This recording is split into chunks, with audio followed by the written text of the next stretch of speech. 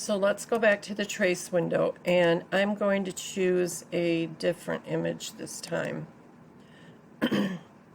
Now the default shows me that I have 5 colors, and here are the colors. I can lower that, and then I'm not going to get my green traced, or I can increase it to say 6, and then I have 2 color green. I can update the preview. I will turn this down so I can see what's actually being traced. And let me go ahead and click OK for that. And then no. Alright. Let me come back and choose that same image again. I should have just selected it, put it on my mat, but okay. So now let me go down to 5, where I only have the dark background and 1 color green instead of having 2 greens here. And I showed you how you can click on a color to not trace it. So I'm going to actually not trace that dark green and see what I get here. Alright, so let's go ahead and ungroup these, and I'll move this one down here and ungroup it, and then let's pull them apart and see what kind of layers we have here. Okay, and this one we have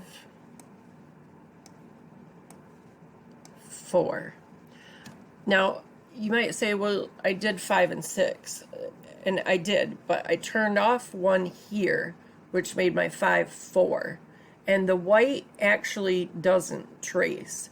A trace program looks at white as a transparent color, and it just doesn't trace it. So even if I were to select all of this, it's still only the flower. It's not got a white background behind it, okay?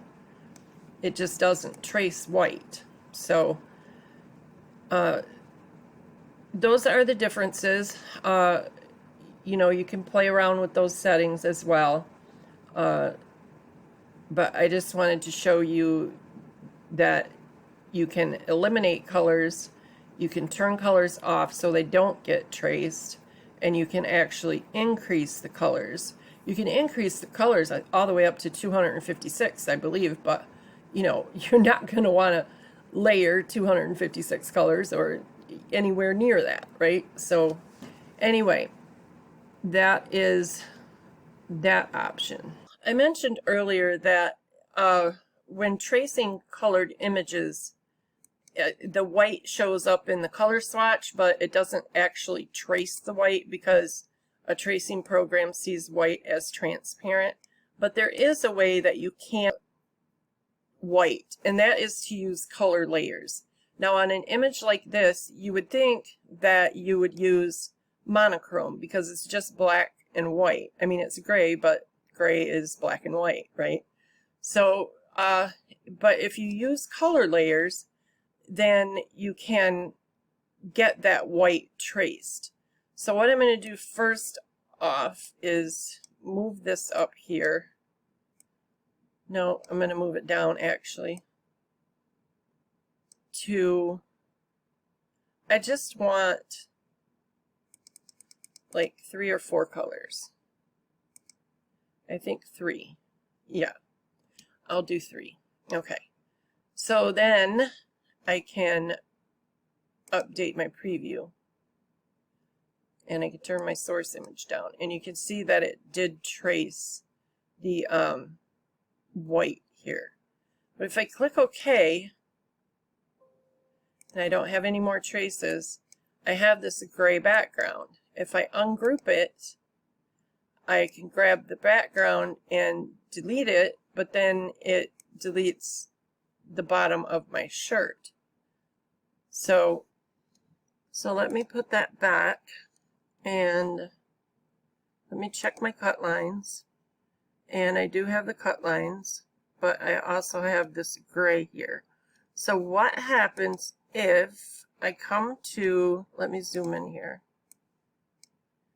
If I come to my shape tool and I go ahead and select the nodes for the gray background and hit delete on the keyboard to get rid of that.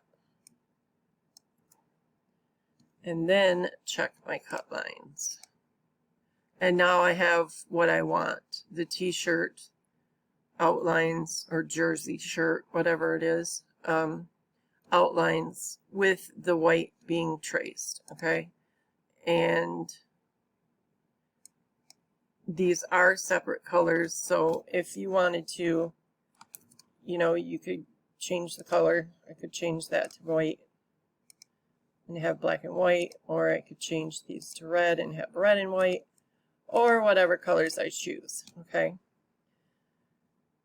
So that is it, I believe, for the color tracing and the tracing all together. If you have any questions, feel free to leave them in the comments below any of these videos, and I will be sure to get to them and get you the best answer possible. So thanks for watching.